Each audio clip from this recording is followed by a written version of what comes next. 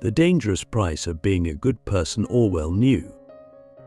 There's a strange paradox in this world, one that George Orwell saw so clearly it almost burned him alive from the inside out, and if we're brave enough to look closely, it might burn us too. It's the paradox of goodness. Not evil, not corruption, but goodness. We are taught from the time we're children that being a good person is the highest moral aim. Be kind, be honest, stand up for what's right, to help others. But what no one tells you, what Orwell tried to scream from the corners of his novels and essays, is that being good in a world that's built on systems of manipulation, fear, and control comes with a dangerous price. And I don't just mean social rejection. I mean psychological torment, isolation, misunderstanding, even punishment. Because when you choose goodness in a world that thrives on conformity, deceit, and quiet obedience, you don't just stand out, you become a threat. And the machinery of society doesn't tolerate threats. And think about it. Why is it that people who speak the truth, who truly challenge power, who refuse to compromise their integrity, are so often crushed, cancelled, or forgotten? Orwell wasn't warning us about future dystopias. He was diagnosing the present. His characters weren't fiction, they were reflections. And when I say we, I mean all of us. You, me, the people we admire, the ones we scroll past. We're all caught in this web, and whether we know it or not, every decision we make, every act of kindness or integrity puts us at odds with a world that rewards survival over virtue. Click subscribe to this channel to get more profound insights. Let's get real for a moment. Have you ever done the right thing and felt like it backfired? Maybe you called out a lie and suddenly you were the one isolated. Maybe you helped someone and they turned on you. Maybe you refused to play the game, to gossip, to cheat, to manipulate, and instead of being rewarded, you were left behind. That's not just bad luck. That's the price. Orwell knew that in a truly sick society, goodness becomes deviance, and deviance must be punished. He didn't write 1984 just to terrify us with the idea of Big Brother. He wrote it to expose how truth-tellers are always painted as mad, how love becomes a crime, how independent thought is recast as dangerous. These aren't just metaphors, they're blueprints. And if we're honest, we've all felt it, that quiet pressure to conform, that subtle message, don't cause problems. Don't question too much, just smile and nod. But what if the most dangerous thing you can do is not speak out?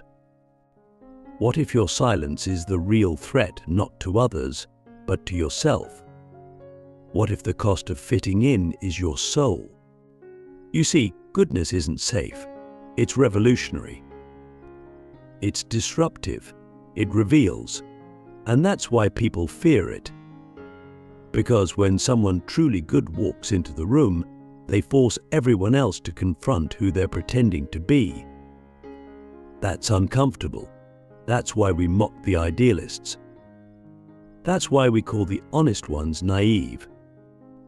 That's why we say, the world doesn't work like that. But who decided how the world works?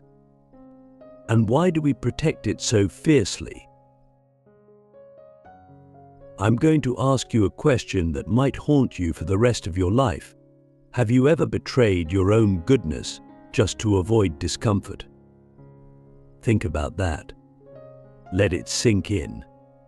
Have you ever laughed at a cruel joke so you wouldn't feel left out?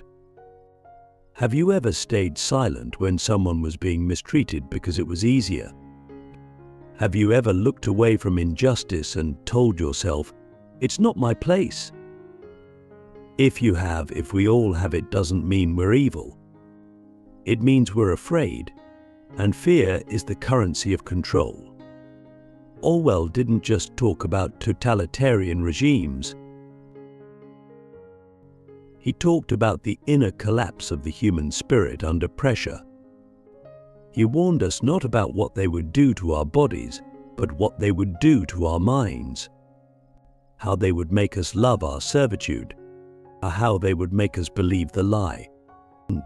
And the most terrifying part, how easily we could be convinced that doing wrong is right, and doing right is wrong.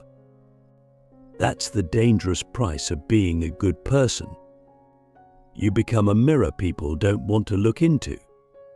And so they shatter you, slowly, quietly, until you either break or pretend to be broken. But here's the twist. Here's where it gets even more unsettling. There's a part of you, yes, even you, that wants to be accepted more than it wants to be good. That's not a flaw. That's human nature. We are social creatures. We need belonging. But what if the cost of belonging is your inner truth? What if every time you suppress your integrity for approval, a part of you dies? That's the real dystopia, not some futuristic hellscape, but the slow erosion of your soul in the name of fitting in. Orwell knew that, more than anything else, what they want is your mind, your thoughts, your conscience, because once they have that, they don't need chains. You'll police yourself, you'll betray yourself, you'll become your own prison. And what's wild is that the world will call you successful. They'll say you're mature, they'll say you've adapted. But inside, you'll know, you'll feel it, that dull ache. That quiet voice saying, "This isn't who I am." And the longer you ignore it, the quieter it gets, until one day it's gone. So I'm going to challenge you, right now. In the midst of all the noise, the pressure, the temptation to please, can you still hear your inner compass? Can you still recognize your own voice? Because if you can, hold on to it like your life depends on it. Because it does. The world will offer you comfort in exchange for your conscience. It will offer you applause in exchange for your authenticity. But Orwell's warning is clear. Once you give that up, there's no going back. You become part of the machine. And the machine doesn't care about you. It only cares that you function, that you obey, and that you don't disturb the order. But if you want to live, not just exist, but truly live, you have to disturb the order. You have to risk being misunderstood. You have to accept that being good might make you lonely, mocked, even hated. But it will also make you free. And that's the one thing the system can't tolerate. Why society punishes the truth, the hidden violence of conformity. There's a kind of violence that rarely makes the news. It has no blood, no broken bones, no sirens, but it's real, and it's everywhere. It's the violence of conformity, the slow suffocation of truth under the weight of silence, politeness, and social rules. It's the way we punish people not with fists, but with exclusion, with ridicule, with the coldness of being ignored for refusing to go along with the lie. And this Orwell understood better than anyone. He knew that the most effective form of control wasn't physical, it was psychological. It was emotional. When Winston, the main character in 1984, is tortured, it's not just to get him to obey, it's to make him believe the lie, to make him betray his own mind. That's the real goal of conformity. Not just to make you behave, but to make you doubt your own judgment, your own perception, your own truth. And the terrifying part, Society doesn't need a dictator to this. It happens organically, through peer pressure, through fear of rejection, through the subtle message that says, if you don't play along, you'll be alone. You felt it. I know you have. We all have. That moment when you know something's wrong, someone's being mistreated, a truth is being buried, an injustice is being glossed over, but you hesitate. You look around. Everyone else is pretending not to notice. So you swallow your discomfort. You tell yourself, it's not my place. You laugh when you should speak. You nod when you should shake your head. And in that moment you conform, not because you're evil, but because you're human. And humans are wired to survive first and be true second. That's the hidden violence. Not that people lie, but that we're trained to accept the lie to protect ourselves. And so, anyone who refuses to do that, anyone who insists on telling the truth, living the truth, embodying the truth, becomes a threat. Not just to the system, but to the psychological balance of everyone around them. Because truth is disruptive. It shakes foundations. It forces people to question everything they've built their identities on. And most people would rather attack the truth teller than face the collapse of their illusion. Let me ask you something that might make your stomach turn. Have you ever secretly resented someone for being more honest than you were willing to be? Maybe someone called out an injustice you were too scared to name. Maybe someone lived more authentically than you thought was safe. Maybe someone told an inconvenient truth that exposed your own comfort zone. Did it make you admire them, or did it make you uncomfortable? That discomfort? That's the root of the punishment. Because when someone refuses to conform, they force everyone else to confront the fact that they have. And that confrontation feels like a threat. Not just intellectually, but existentially.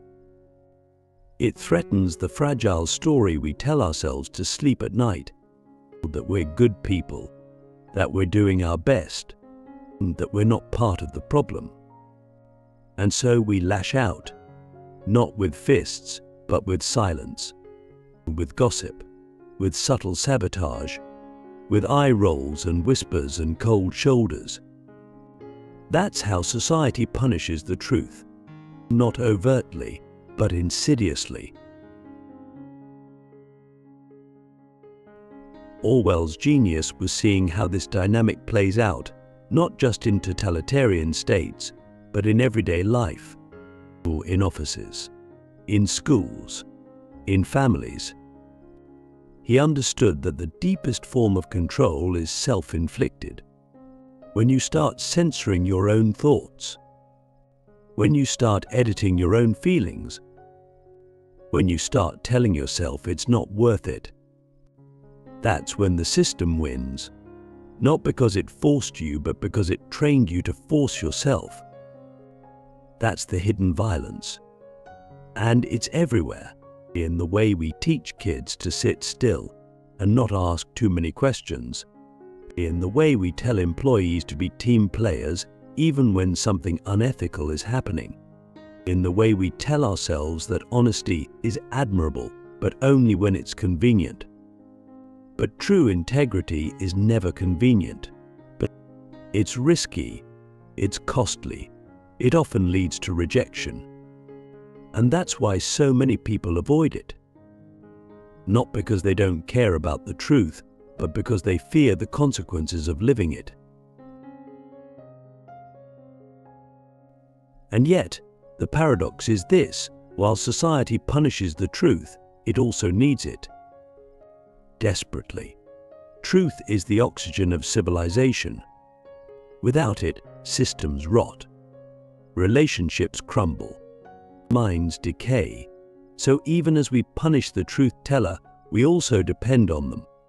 We need the whistleblower, the rebel, the artist, the philosopher, the child who says, "But the emperor has no clothes." These are the people who keep the world from collapsing under its own hypocrisy. But here's the thing, they rarely get thanked in the moment. Often they're ostracized, silenced, ridiculed. It's only years later, sometimes decades, that we realize they were right, that they were brave, that they saved us from ourselves. And by then, it's often too late to thank them. So I'll ask you again, are you willing to be one of those people? Are you willing to pay the price of honesty, knowing that the reward might not come in applause, but in integrity? Knowing that the real reward is not external validation, but the quiet clarity of knowing you didn't betray yourself. Because at the end of the day, that's the only thing you truly have. Your own mind, your own sense of what's right, your own voice. And if you lose that, if you trade it for approval, for safety, for comfort, what are you left with? A mask, a role, a hollow version of yourself that says all the right things, fits in all the right places, but feels dead inside. And that, my friend, is a fate far worse than being rejected, worse than being alone. But because at least when you're rejected for being true, you're still you. You can still look in the mirror and recognize the person staring back.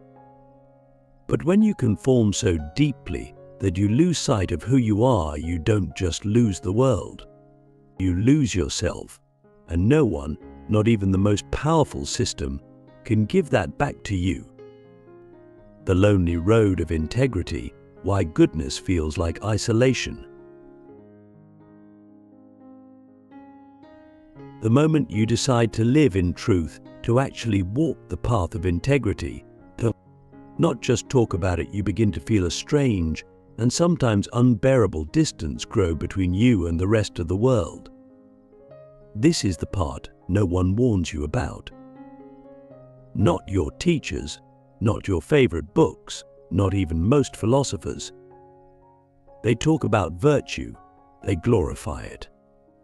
But they rarely speak of the loneliness it brings, because the road of real goodness is not paved with applause or community.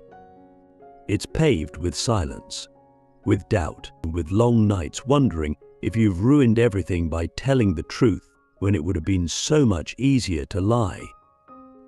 It's one thing to say you value honesty, courage, compassion. It's another thing to actually choose them when it costs you relationships, opportunities, or even your safety. The world doesn't celebrate that kind of goodness. It punishes it, quietly, subtly, sometimes even sweetly, with phrases like "you're too intense," or "you're overthinking it," or "just let it go."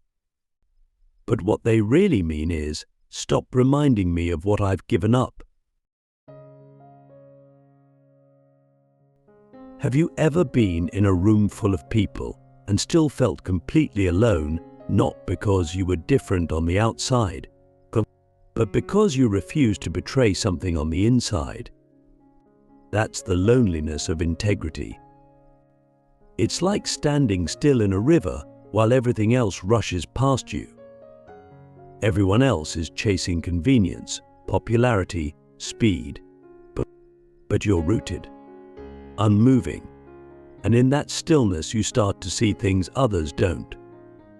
You see the cracks, the compromises, the little lies people tell themselves to sleep at night. And once you see them, you can't unsee them. You lose the luxury of ignorance, and that makes connection harder. Because most people aren't looking for truth, they're looking for agreement. They're not asking, "Are you real?" They're asking, "Will you make me feel comfortable?" And when you don't, when your presence alone challenges the illusion, they step back. Not because they hate you, but because they're scared of what you represent. You represent a version of themselves they abandoned long ago, and no one wants to be reminded of what they gave up to belong. That's why so many truly good people feel like outcasts, not because they're flawed, but because they're unwilling to play the game. They won't gossip to bond, they won't flatter to climb, but they won't bend their ethics for applause. And so they walk alone, sometimes for years, sometimes forever. And this is where most people break, right here, in the silence between doing the right thing and being seen for it. Because there's no guarantee that recognition will come, no guarantee that you'll be vindicated. Sometimes the world never circles back to say you were right. Sometimes they just move on, and you're left holding your own truth like a torch in the dark, wondering if it even matters. But here's the paradox. It's in that moment when you feel most alone that you are actually most alive. Because you haven't sold out, you haven't compromised, you haven't betrayed the one person who matters most, yourself. Let me ask you something so raw it might sting. When was the last time you did the right thing even though no one would ever know? Not for the praise, not for the credit, not for the story, just because it was right. That's the real test. That's where goodness is born, not in grand gestures, but in quiet sacrifices. In choosing honesty when it would be easier to lie. In choosing kindness when cruelty would be more satisfying. In choosing to walk away when staying would mean betraying your values. And yes, it's lonely. Yes, it hurts. But it's also the most authentic form of power you can hold. Not power over others, but power over yourself. That's what Orwell meant when he said, "Freedom is the freedom to say that 2 + 2 make 4." It's not just about facts. It's about the courage to stand in your reality, even when the entire world insists you're wrong. Even when they laugh. Even when they punish you. Even when they leave.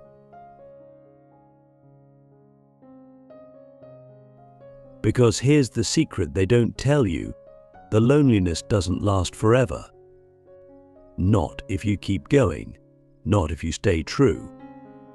Eventually you begin to find others. Not many, but a few. Others who have walked the same lonely road. Who know what it means to lose everything and still hold onto their soul. And when you meet them, it's not just friendship, it's recognition. It's the kind of connection that doesn't need small talk or performance. It's real and rare and worth every mile of solitude it took to get there. But you only find them if you refuse to settle, if you're willing to be misunderstood, if you're willing to be the weird one, the difficult one, the one who just won't let things slide. That's the price, and that's the promise. So, if you're walking that path right now, if you feel like the only one who still cares, who still tries, who still believes, don't give up. Don't shrink. Don't change just to fit in, because the world needs you more than it knows. It needs your stubbornness, your clarity, your refusal to play along. Yes, it might hate you for it, but it will also be saved by you, bit by bit, choice by choice, day by day. And one day, when the noise fades and the masks fall and the truth finally breaks through, you'll be ready. You'll be standing there with your integrity intact, your soul unbroken, and your voice clear. And that will be enough. More than enough. That will be everything. The final betrayal, when good people turn against themselves. There's a betrayal far deeper than what others can do to us. It's not being lied to, rejected, or even punished by the world. It's the quiet moment when a good person turns against themselves, when the weight of being misunderstood, overlooked, or constantly punished for doing the right thing becomes so heavy that they begin to question their own goodness. They wonder, was I wrong all along? They start to chip away at their own values, not because they believe in something different, but because they're tired. Tired of fighting, tired of standing alone, tired of being the only one who seems to care. This is the most dangerous moment of all. Because when a good person loses faith in their goodness, when they confuse exhaustion with moral failure, the world loses a light it desperately needs. But Orwell didn't just write about censorship or surveillance, he wrote about psychological surrender, in that terrifying moment when the human spirit, pushed to the edge, stops resisting, and gives in, accepts the lie not because it believes it, but because it can't bear the silence anymore. Have you ever felt that moment creeping in? That subtle temptation to tell yourself, maybe I am the problem. Not because you did something wrong, but because everyone else seemed so comfortable in the lie. That's the final betrayal. Not when the world turns its back on you, but when you turn your back on yourself. And it doesn't happen all at once. It happens slowly. You stop speaking up. You start laughing at things that aren't funny. You tell yourself you're just being realistic, but you compromise in small ways, convincing yourself it's only temporary, that you're just tired. But piece by piece, you begin to hollow out your own values. And one day you wake up and realize you don't recognize yourself anymore. Not because you've become evil, but because you've become numb. But here's the truth you have to remember. You are not wrong for feeling tired. You are not weak for needing rest. You are not broken because the world doesn't understand you. What you're experiencing isn't failure, it's friction. The friction between your inner compass and a world that spins in the opposite direction. That friction creates heat, and heat creates fatigue. But it also creates fire, a fire that can guide others, or a fire that can keep you alive inside. So don't put it out. Don't betray yourself just to feel warm in someone else's illusion. But if the world punishes you for being good, it's not because goodness is wrong, it's because it's rare. Because it threatens the system. Because it exposes the lie. And when that happens, the lie will always fight back. But that fight, it's proof that your truth matters, and that your presence matters, that your refusal to conform is doing something real. So if you're standing on the edge, tired, unsure, questioning everything, don't jump. Don't surrender. Rest, yes. Reflect, yes. But don't betray yourself. Not now, not ever. Because the world doesn't need more people who fit in. It needs more people who wake it up.